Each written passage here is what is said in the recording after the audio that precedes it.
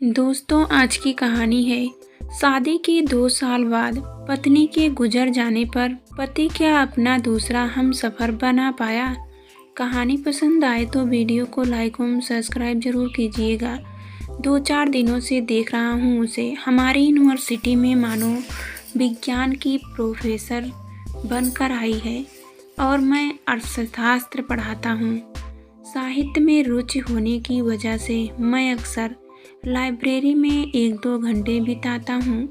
वह भी अक्सर बैठी वहीं दिख जाती। एक दिन मैंने पूछ ही लिया, क्या आप भी साहित्य में रुचि रखती हैं? हाँ, बड़े बड़े कवियों की कविताएं और शायरी पढ़ना खास तौर पर पसंद है। मैं भी छोटी मोटी कविताएं लिख लेती हूँ। वाह, तब तो खूब जमेगी हमारी। मैं उत्साहित होकर बोला। उसकी आंखों में भी चमक उभर आई थी। हमारी बनने लगी। अक्सर हम लोग लाइब्रेरी में पुरानी किताबें निकालते और फिर घंटों चर्चा करते। व्याख्याओं के लिए लाइब्रेरी में 2 कमरे अलग थे जिनमें शीशे के दरवाजे थे ताकि बातचीत से दूसरे डिस्टर्ब ना हो। एक दिन मैंने सवाल दागा, मैंने अक्सर देखा है आप घंटों यहाँ रुक जाती हैं, घर में पति वगैरह इंतजार। मैंने जानबूझकर वाक्य अधूरा छोड़ दिया।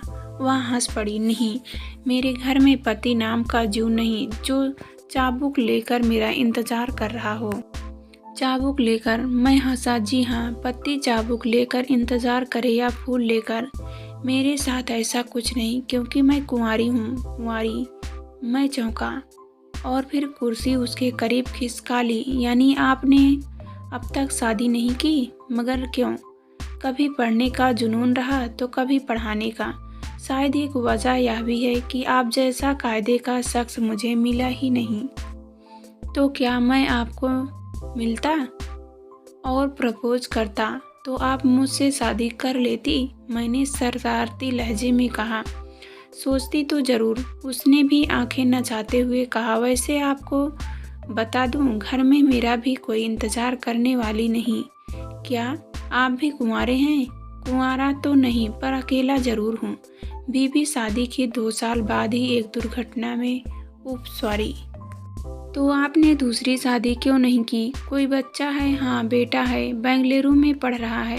अभी तक बीवी को नहीं भूल पाया हूँ। कहते हुए मैं उठ खड़ा हुआ। मेरी क्लास का समय हो रहा है, चलता हूँ, कहा मैं चला आया। उस पल अपनी बीवी का ख्याल मुझे उत्तेजित कर गया था। मैं स्वयं को संभाल नहीं पाया था, इसलिए चला आया। मेरी संवेदनशीलता को उसने भी महसूस किया था। अगले दिन वह स्वयं ही मुझसे बात करने आ गई। बोली, आई एम सॉरी, आप वाइफ की बातें करते हुए काफ़ी इमोशनल हो गए थे। हाँ, दरअसल मैं उससे बहुत प्यार करता था। उसके बाद बेटी को मैंने ही संभाला। आज वह भी मुझसे दूर है तो थोड़ा दिल भर आया था। मैं समझ सकती हूँ। वैसे मुझे लग रहा है कि आप संवेदनशील होने के साथ साथ बहुत प्यारे इंसान भी हैं। मुझे इस तरह के लोग बहुत पसंद हैं। ओके, तो आप मुझे लाइक करने लगी? उसकी बात का रुख अपनी फेवर में करने का प्रयास करते हुए मैं हंस पड़ा। वह कुछ बोली नहीं, बस नज़रों से शुभकृत देती हुई मुस्कुरा दी।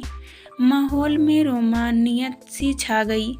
मैंने धीरे से उसका हाथ अपने हाथों में लिया और फिर दोनों बहुत देर तक बातें करते रहे। समान रुचि और एक जैसे हालत होने के साथ साथ एक दूसरे को पसंद करने की वजह से हम अब अक्सर खाली समय साथ ही बिताने लगे थे। मैं अक्सर उसके ख्यालों में गुम रहने लगा। न चाहते हुए भी लाइब्रेरी के चक्कर लगाता। 44 साल की उम्र में आशिकों जैसी अपनी हालत और हरकतें देखकर मुझे हंसी आ भी जाती और मन में एक महका सा एहसास भी जगता। कई महीने इसी तरह बीत गए। वक्त के साथ हम एक दूसरे के काफ़ी करीब आ गए थे। वह मुझे अच्छी तरह समझने लगी थी, पर मैं अक्सर सोचता कि क्या मैं भी उसे समझ पाया हूँ। जब मैं उसके पास नहीं होता तो अक्सर उसे गुमसुम बैठा देखता, जबकि मैं उसे सदा मुस्कुराता देखना चाहता था।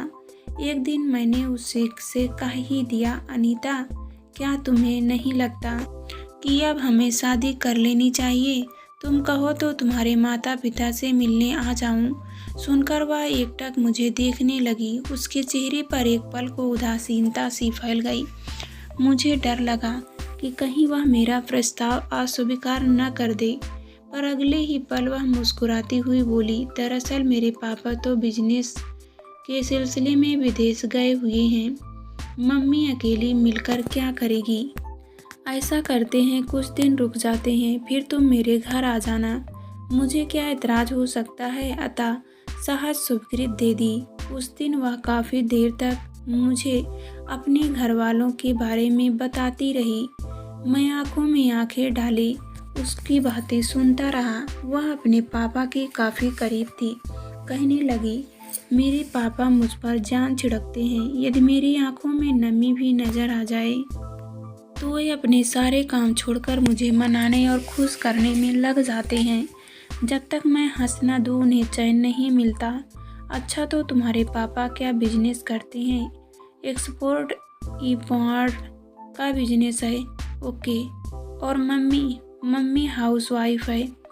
घर को इतने करीने से सजा कर रखती है कि तुम देखकर दंग रह जाओगे। कोई भी चीज़ इधर से उधर हो जाए तो समझ जाना कि उनके गुस्से से बच नहीं सकोगे। अच्छा, तो मुझे इस बात का ख्याल रखना होगा। मैंने मुस्कुराते हुए कहा तो वह मेरे सीने से लग गई। मैंने देखा कि आंखें भर आई थी। क्या हुआ? मैंने पूछा, पर वह कुछ नहीं बोली। बहुत प्यार करती हो अपने पेरेंट्स से, तभी शादी का इरादा नहीं? मैंने कहा। मेरी बात सुनकर वह हंस पड़ी। हाँ, शायद मैं अपने पेरेंट्स को छोड़कर कहीं जाना ही नहीं चाहती। चिंता ना करो, तुम कहोगी तो हम उन्हें भी साथ ले चलेंगे। वे हमारे साथ रहेंगे, ठीक है ना? वह कुछ नहीं बोली, बस प्यार भरी नज़रों से मुझे देखती रही। मुझे लगा जैसे उसे मेरी बात पर यकीन नहीं हो रहा, पर मैंने भी अपने मन में दृढ़ फैसला कर लिया कि अनीता के माता पिता को अपने साथ रखूँगा। आखिर उसके पेरेंट्स मेरे भी तो पेरेंट्स हुए ना। पेरेंट्स के अलावा अनीता अक्सर अपने भाई और भाभी का जिक्र भी करती थी। उसने एक दिन विस्तार से सारी बात बताई कि उसका एक ही भाई है जो उसे बेहद प्यार करता है, मगर भाभी का स्वभाव कुछ ठीक नहीं। भाभी ने शादी के बाद से भाई को अपने निमंत्रण में रखा हुआ था। चलो आज मैं तुम्हारे घर वालों से मिल लेता हूँ। एक दिन फिर मैंने अनीता से कहा तो वह थोड़ी खामोश हो गई। फिर बोली, कुछ महीनों के लिए पापा के साथ मम्मी भी गई है। वैसे मैंने उनसे तुम्हारी सारी बातें शेयर की है। उन्हें इस शादी से कोई इतराज़ नहीं। मैंने उन्हें आपका फ़ोटो भी दिखाया है। ऐसा करते हैं नितिन, मैं तुम्हारे घर वालों से मिल लेती हूँ।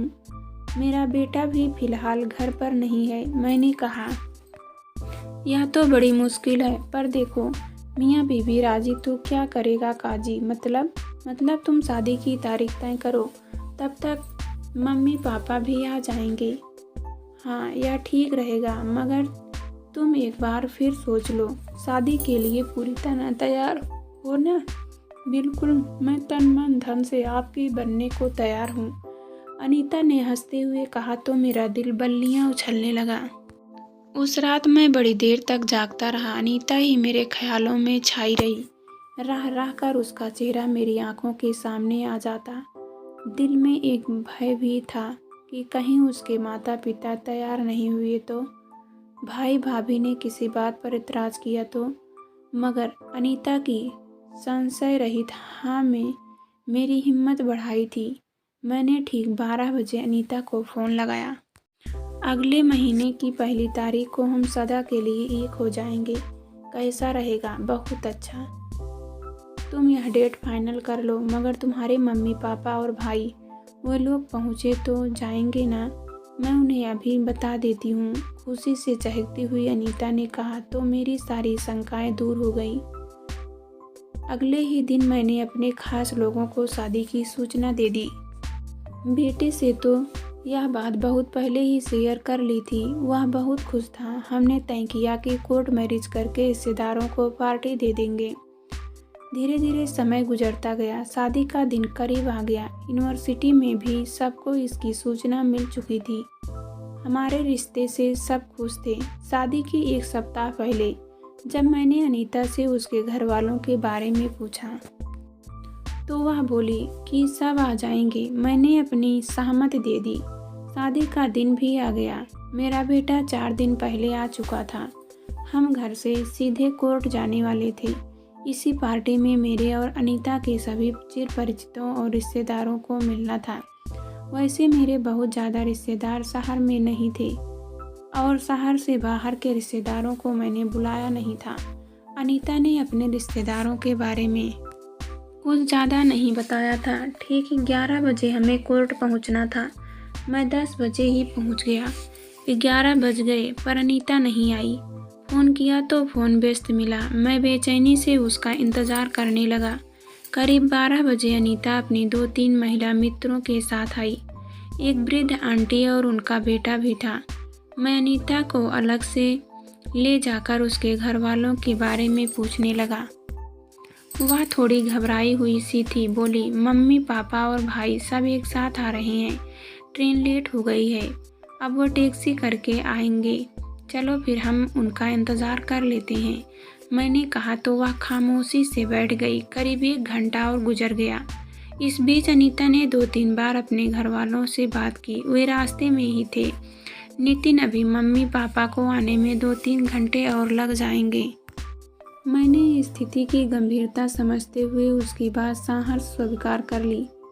हमने कागजी कार्रवाई पूरी कर ली। एक दूसरे को वरमाला पहनाकर पति पत्नी बन गए। पर मन में कसक रह गई कि अनीता के घर वाले नहीं पहुंच पाए। अनीता भी बेचैन सी थी। 2 घंटे बीत गए। मैंने अनीता की तरफ प्रश्नवाचक नज़रों से देखा तो वह फिर फ़ोन मिलाने लगी। अचानक मैंने देखा कि बात करते करते वह रुआसी हो गई। मैं दौड़कर उसके पास गया। क्या हुआ अनीता, सब ठीक तो है? नहीं, कुछ भी ठीक नहीं। वह परेशान स्वर में बोली, मेरे मम्मी पापा का एक्सीडेंट हो गया है। वह जिस टैक्सी से आ रहे थे वह किसी गाड़ी से टकरा गई। भाई है उनके उनके पास। वह उन्हें अस्पताल ले गया है। मैं अस्पताल होकर आती हूँ। नहीं रुको, मैं भी चल रहा हूँ। मैंने कहा तो वह एकदम असहज होती हुई बोली, अरे नहीं नितिन, आप मेहमानों को संभालो, मैं अकेली चली जाऊंगी। सब कुछ अकेले हैंडल करने की आदत है मुझे।